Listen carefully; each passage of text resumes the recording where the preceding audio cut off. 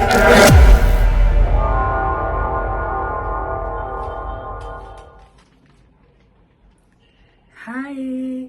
this is Imara and this is my show pure history. आज का show है jingle bell jingle bell jingle all the bell. तो ये एक jingle है और मैं एक राइम्स की तरह इसे गा रही हूँ। जैसा कि आपने देखा है कि आज का मेरा जो ड्रेसअप है, मैं लाल लाल ये बालों में और ये चीज़ें ये सब जो मैंने पहना है, ये सेंटा की पिक्चर है और मैं एक सेंटा क्लॉज का एक रूप बन के आई हूँ। तो मैंने सोचा कि क्यों नहीं आज मैं सेंटा क्लॉज का, सेंटा का हिस्ट्री और इतिहास बताऊं कि भाई आज जो पूरे दुनिया में जो रिलीजन यानी क्रिश्चियन ईसाई रिलीजन नंबर 1 पोजीशन पे है, किस ढंग से और कितनी खूबसूरती से इन लोगों ने ये जो लघु कथाएं हैं, कथा यानी स्टोरी, इसका रियलिटी से कोई लेना देना नहीं है। इनको किस ढंग से खूबसूरती से लोगों ने पेश किया। और आज के डेट में एक सेंटा जो है एक बहुत बड़ा ब्रांड है, होली थिंग है, एक इज्जत रेस्पेक्ट से बनी हुई चीज है। कहने का मतलब है कि सेंटा क्या है, सेंटा क्लॉज कौन है, कहाँ से आया, क्यों आया, आखिर लोग और बच्चे इतना खुश क्यों होते हैं, सेंटा क्लॉज का वेट क्यों करते हैं और 25 दिसंबर को इसे क्यों मनाया जाता है। तो मैं आज इसका इतिहास बताना चाहूंगी। ये कि सेंटा को पहले कई नामों से जाना गया था, जैसे कि Kris Kringle, Father Christmas, Saint Nicholas, Santa Nick, बहुत सारे नाम। तो आखिर ये सेंटा कौन थे और कैसे बना ये सेंटा क्लॉज। बहुत सारी दिलचस्प कथाएं हैं और बहुत खूबसूरत कहानियां हैं, जिसमें बहुत ज्यादा मैजिक है, थ्रिल है, स्टोरी इमोशन से भरा हुआ है, सारी चीजें हैं इसके अंदर। तो जो असली, जैसे सबसे पहले नाम क्या था इसका, तो सबसे पहले कहानी की शुरुआत होती है सेंट निकोलस। सेंट निकोलस यानी एक संत थे, बिशॉप थे ये, वहां ग्रीक में ये बिशॉप थे और एक तरह के संत थे ये संत। तो इनकी कहानी है, सबसे पहले इन्हीं का नाम था सेंट निकोलस और ये बहुत ज्यादा ग्रेट मैन थे, दयालु, लोगों को प्यार करने वाले, बच्चों को प्यार करने वाले और हर को गिफ्ट और चीजें बांटने वाले, लोगों की मदद करने वाले। तो ये रियल में एक इतिहास है। इनका नाम सेंट निकोलस था और इनका जो जन्म है 270 ईस्वी में हुआ था, 270 एडी यानी कि ईसा मसीह के जन्म के मृत्यु के बाद 270 एडी में हुआ था। और इनका जो जन्म है ये हुआ था 15 मार्च 270 ईस्वी में और उनकी जो मृत्यु हुई थी 243 ईस्वी में 6 दिसंबर को। और इस ढंग से जो है, जैसे उनका जो असली नाम है वो निकोलस वैन मायरा था और जो आज जो है तुर्की में है, यानी तुर्की में उनका जन्म हुआ था। जो बहुत ही दयालु थे, बहुत प्यारे थे और उनके दिल में दुनिया भर की मोहब्बत भरी हुई थी। सेंट निकोलस वो संत थे। तो इस ढंग से उनकी बहुत सारी कहानियां हैं कि कैसी कैसी जो है रियलिटी से इसका कुछ, क्योंकि ये तो रियल थे, ये पैदा हुए थे और पैदा होने के बाद ये बहुत ही काइंड पर्सन थे, लेकिन इनके साथ जो कहानियां जुड़ी हुई हैं उसमें कितनी रियलिटी है ये कह नहीं सकते। तो पहली कहानी तो ये है कि ये सबको गिफ्ट बांटा करते थे, हर गरीब की मदद करते थे लोगों को। और एक दिलचस्प कहानी ये है, 3 बहनों की कहानी है कि ये 3 बहनें जो हैं बहुत ही गरीब परिवार की थी, बहुत गरीब थी। उनके पास पैसे नहीं थे, ना खाने के, ना कपड़े के, न शादी करने के। तो लास्ट में उनकी फैमिली, उनके फादर जो है उन तीनों बच्चियों को देह व्यापार में यानी जो है प्रोस्टिट्यूशन में डालने जा रहे थे कि अभी वो क्या करेंगे, कुछ नहीं हो सकता, उसकी शादी नहीं हो सकती, क्या किया जाए। तब ये खबर सेंट निकोलस को पड़ी और उन्होंने क्या किया कि एक रात वो छुप कर आए और उसके घर में जो है सिक्के, सोने के सिक्के से भरी हुई थैली उनके घर के अंदर फेंक के वो चले गए। तो जब उन बच्चियों को वो सोने के सिक्के मिले, वो घर बहुत खुश हो गया और तीनों बच्चियों की धूमधाम से शादी हुई, पूरा घर परिवार अच्छा हो गया। ये बहुत ही खूबसूरत कहानी है जो आगे चलकर नॉवेल, हिस्ट्री और कॉमिक्स के रूप में इसे जो है बनाया गया। पर पहले के जो सन थे निकोलस यानी जो सेंटा था, तो वो इस ढंग का नहीं था। लाल कपड़े पहने हुए, मोटे मोटे गोल मटोल ऐसी टोपी डाले हुए, और रेनडियर यानी उड़ने वाला जो हिरन है उस पर बैठते हुए, जो आसमान में उड़ता है उस पर बैठ के जाते हैं, लोगों को गिफ्ट देते हैं और गिफ्ट दे करके वो चिमनी के जरिए जाते हैं और जितने जो बच्चे अपने विश लिखते हैं, लिख कर रखते हैं, उनके विश को पूरा किया जाता है। तो ये धीरे धीरे ये कहानी इस ढंग से कैसे आई, वहां से यहां तक कैसे आई।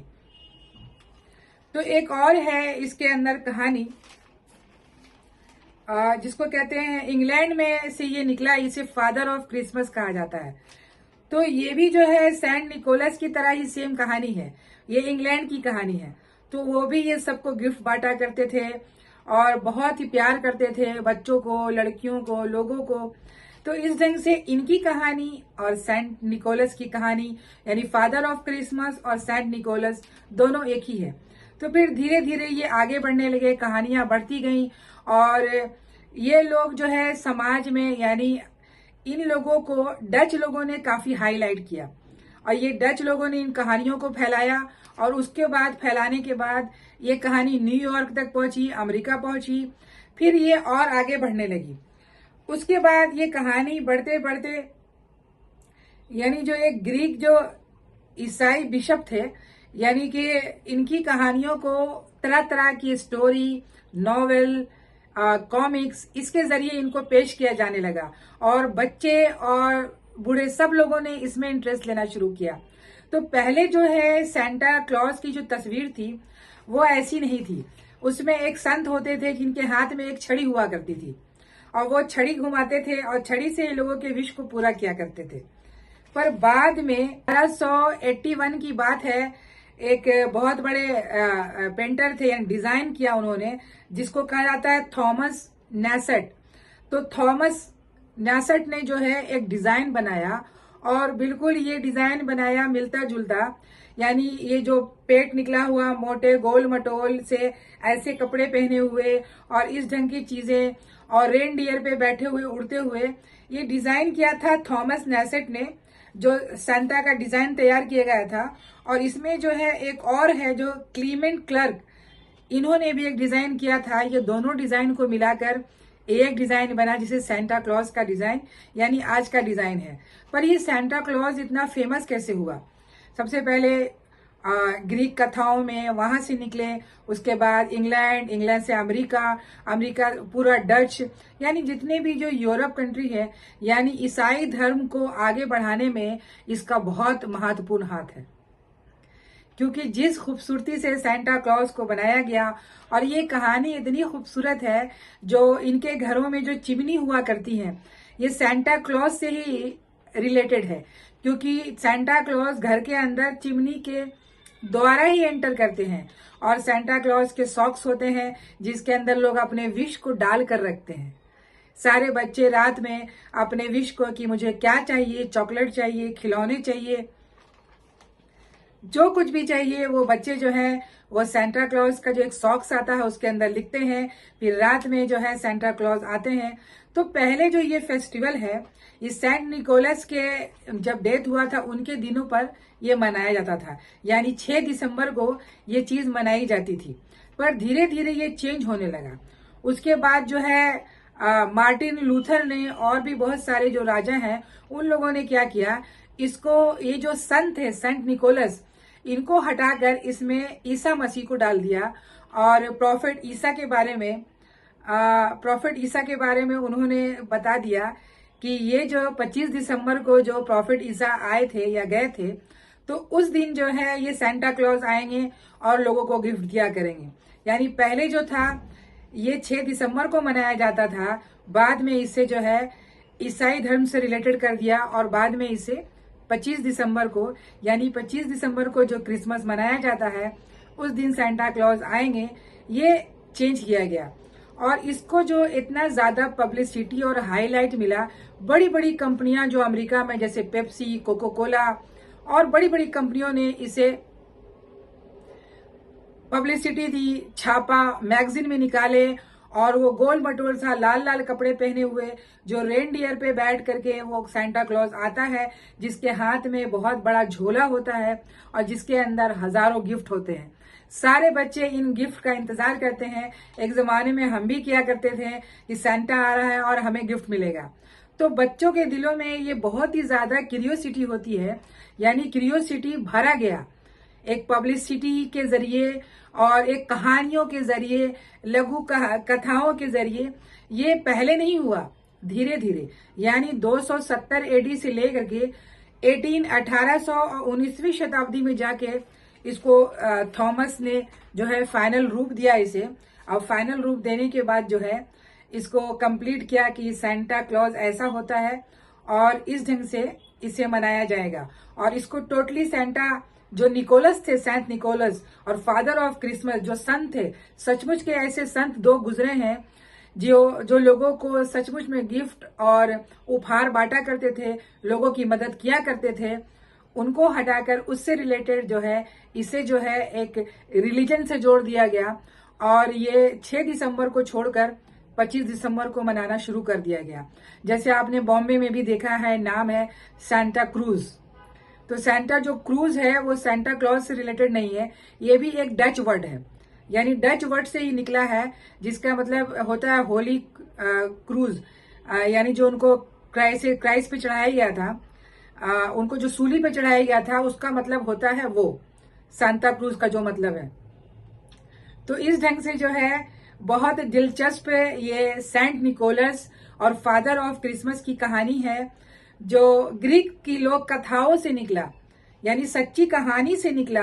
बाद में ये कथाएं बढ़ती गई और ऐसी बहुत सारी किताबें हैं इन पर जो ये किताबें बनी और मैगजीन्स में बने। ये जैसे एक है Knickerbocker history of New York by Washington Irving की है। ये बड़े बड़े राइटर्स ने बड़े बड़े नॉवेल निकाले और नॉवेल निकालने के बाद इनको किताबों में छापा गया। 1809 में जो है इसे न्यूयॉर्क में भी इसको जगह दी गई, इसको दिया गया।